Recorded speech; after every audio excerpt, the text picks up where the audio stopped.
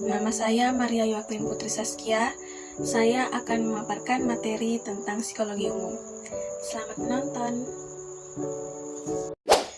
Definisi psikologi menurut Richard Meyer yaitu adalah analisis yang mempelajari proses mental dan struktur kognitif untuk bisa memahami perilaku manusia.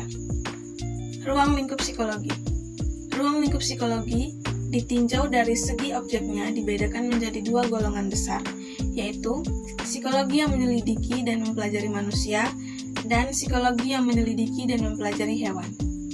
Secara sistematis, lingkup kajian psikologi dapat diklasifikasikan sebagai berikut. Yang pertama, psikologi umum. Psikologi umum adalah suatu ilmu yang mengambil lingkup kajian pada penghayatan dan tingkah laku individu secara umum. Yang kedua, psikologi khusus. Psikologi khusus yaitu suatu cabang psikologi yang mengambil fokus kajian pada tingkah laku individu dalam suatu situasi yang khusus, baik untuk tujuan teoritis maupun praktis. Ia dapat dibagi menjadi dua bagian antara lain, psikologi teoritis dan psikologi praktis. Psikologi teoritis yaitu kajian psikologi yang diarahkan pada pengembangan dan penemuan teori baru, baik teori yang berhubungan dengan persoalan tingkah laku secara umum maupun untuk kasus-kasus khusus. Yang berikutnya adalah psikologi praktis.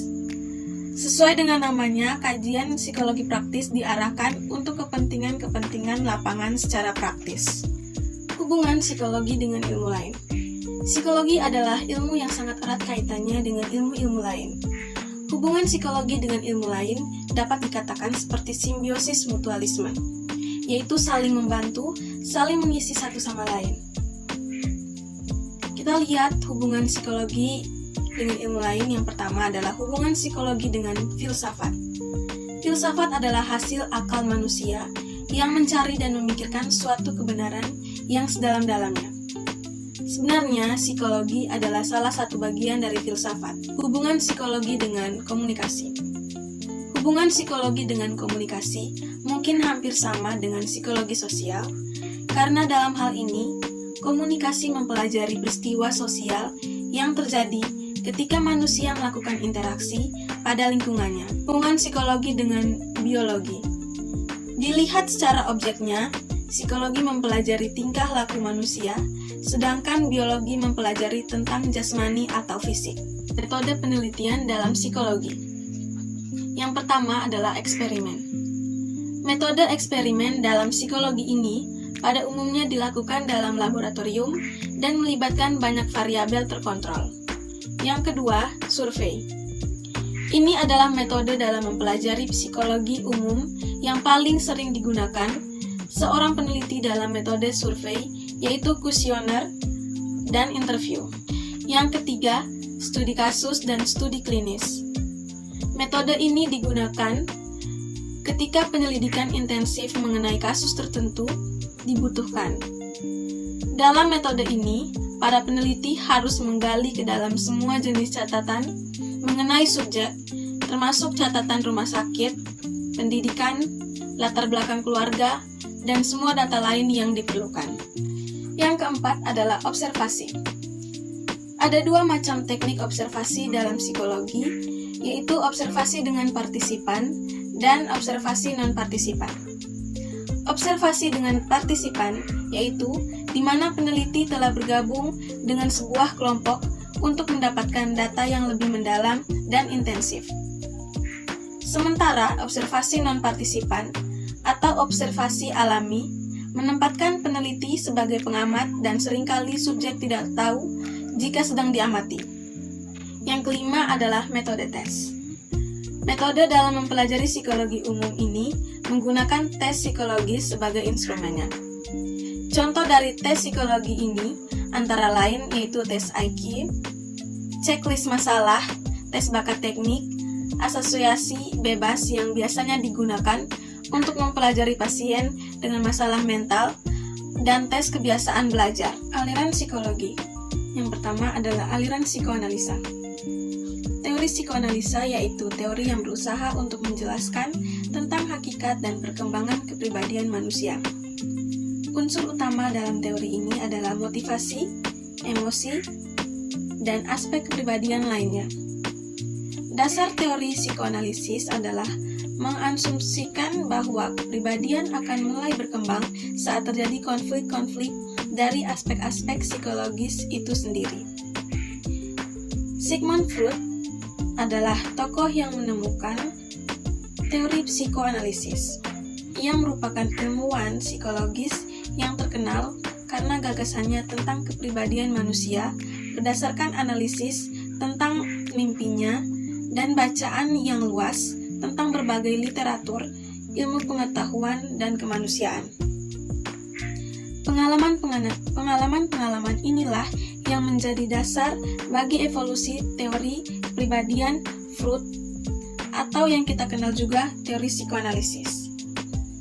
Gagasan Sigmund Freud adalah menyatakan bahwa kesadaran itu hanyalah bagian kecil saja dari kehidupan mental. Sedangkan bagian terbesarnya adalah justru ketidaksadaran atau alam tidak sadar. Freud menggambarkan alam sadar dan tidak sadar ini seperti gunung es yang terapung. Ukuran bentuk bagian gunung es yang muncul ke permukaan air, yakni alam sadar, ukurannya jauh lebih kecil dibandingkan bagian gunung es yang tenggelam, yaitu alam tak sadar.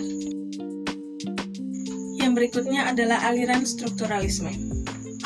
Strukturalisme adalah aliran psikologi yang mempelajari laporan diri oleh manusia normal berusia dewasa. Tokoh yang menemukan aliran struktural adalah Wilhelm Wundt. Beliau berpendapat bahwa struktur yang terdiri atas keadaan mental yang sederhana seperti struktur jiwa dan mengkaji perasaan, sikap, persepsi, dan tanggapan terhadap suatu keadaan. Metode yang dipakai dalam aliran strukturalisme yaitu metode introspeksi. Yang berikutnya adalah behavioristik. Behavioristik adalah sebuah aliran dalam psikologi yang menolak terhadap adanya konsep tentang pikiran karena menurut aliran ini, pikiran bukanlah hal yang dapat diamati. Menurut John B. Watson, stimulus dan respons tersebut harus berbentuk tingkah laku yang bisa diamati. Yang berikutnya adalah humanistik. Teori humanistik berasumsi bahwa teori belajar apapun baik dapat dimanfaatkan asal tujuannya untuk memanusiakan manusia, yaitu pencapaian aktualisasi diri, pemahaman diri, serta realitas diri orang belajar secara optimal. Carl Rogers mengatakan pendapat mengenai teori belajar humanistik. Rogers mengatakan bahwa proses belajar membutuhkan sebuah sikap saling menghargai dan memahami antara murid dan gurunya. Yang terakhir adalah teori Gestalt dan kognitif. Wertheimer, Wolfgang Kohler, dan Kurt Kafka berpendapat bahwa objek atau peristiwa tertentu akan dipandang sebagai suatu keseluruhan yang terorganisasikan. Teori Gestalt berpandangan bahwa pembelajaran merupakan fenomena kognitif yang melibatkan persepsi terhadap suatu benda, orang, peristiwa dengan cara yang berbeda-beda. Saat Max Wertheimer berusia 30 tahun, ia melihat sebuah stroboskop di toko mainan yang membuat ketertarikannya untuk meneliti tentang sebuah konsep persepsi. Sedangkan Wolfgang Kohler melakukan penelitian tentang simpanse untuk meraih pisang yang diberikannya. Sekian pemaparan materi dari saya. Bagi adik-adik yang ingin melanjutkan pendidikan ke tingkat yang lebih tinggi, adik-adik bisa masuk ke jurusan psikologi. Karena jurusan psikologi sangat menarik dan tentunya mempunyai banyak manfaat untuk adik-adik sekalian. Terima kasih.